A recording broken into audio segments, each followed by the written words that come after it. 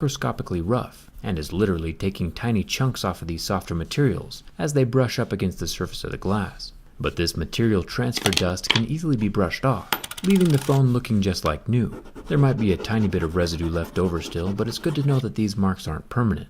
Coins leave pretty hefty marks on the glass, quarters leave a residue. Even Abraham Lincoln, you know from back when presidents were respected, leaves his mark on the glass. The cloudy surface of the glass is slowly wearing away at all my coins, and the dust is being left behind on the surface.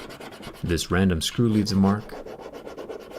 And of course keys, which are also usually made of soft metals. They leave some pretty major residue behind.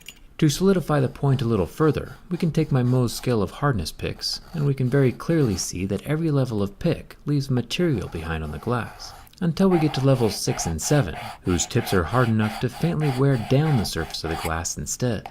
Science.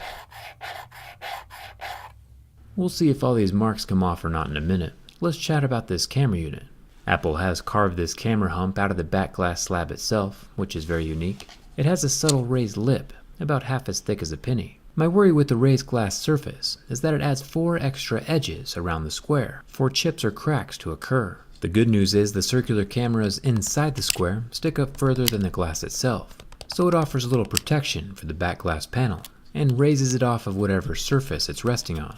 Like we've seen on several Android phones, the iPhone 11 Pro Max now has the perfect trifecta of cameras. A 12 megapixel 2x telephoto camera at the bottom, a 12 megapixel wide angle camera in the middle, and a normal 12 megapixel camera up top. Since my razor blade is doing no damage, we can tell it's protected by a scratch resistant material. Up until now, Apple has always claimed this material is sapphire. This year though, they didn't. There's no mention of sapphire anywhere on the iPhone spec list.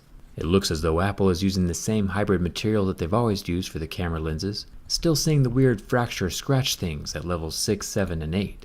Apple's hybrid camera lens material is just as good and probably better than glass, and there should be a category for it, but at least now there's no misleading vernacular on the website. I think that's a step in the right direction.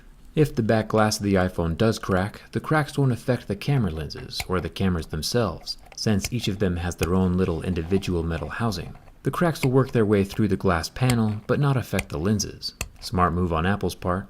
So if that lip ever does chip, the camera units will be unaffected.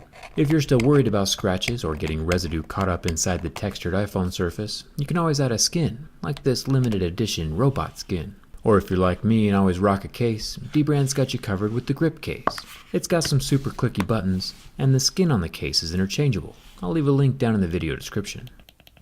And huge thanks to dbrand for sponsoring this video. I know a lot of you, when deciding what phone to buy, ask yourself, yeah, but can it withstand fire? And don't you worry, I have that covered. The iPhone 11 Pro Max has a 6.5-inch 1242 by 2688 resolution screen. And that Super Retina XDR OLED withstood the heat from my lighter for a full 60 seconds, without leaving a mark. Remember, the invisible oleophobic coating evaporates, and that covering is kind of important, so don't try this at home. But at least now we know that, fire is hot.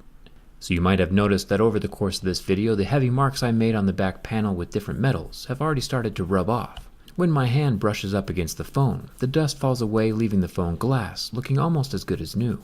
It really is rather impressive. I've never had an iPhone fail my durability test before, and I might not always see eye to eye with the iPhone lineup, but Apple does make very structural and solid smartphones, and this iPhone 11 Pro Max is no different. There's zero flex.